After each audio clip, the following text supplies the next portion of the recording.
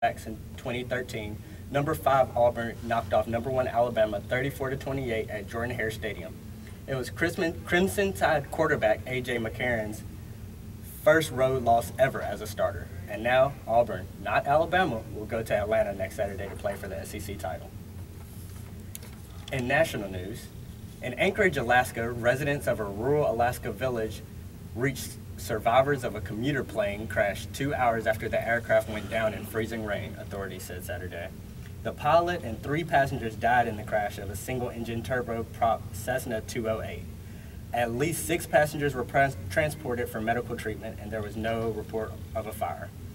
Few other details, including the possible cause of the crash, are known, said the National Transportation Safety Board investigator Clint Johnson. The 40 to 50 people searching could not immediately spot the wrecked airplane despite seeking survivors. They were hampered by fog.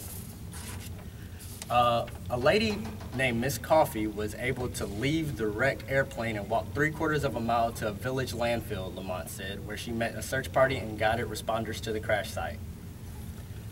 Also, Congress is on track to beat its own low record of productivity, enacting fewer laws this year than any point in the past 66 years. It is a continuing slide of productivity that began in 2011 after Republicans recaptured the House majority in the 2010 elections. And the ability to find common ground has eluded the two parties while the legislative to-do list piles up. The 112th Congress, covering 2011-2012, emerged as the least productive 2-year legislation period on record, while 2013 is on track to become the least productive single year in modern history. According to official legislative statistics, 52 laws have been enacted through early November.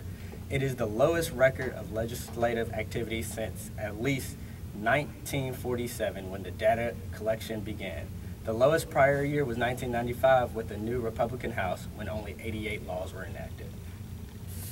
And that is the news portion of our show. Next up, we have the Candy Shop Jazz Mix by Hidden Beach.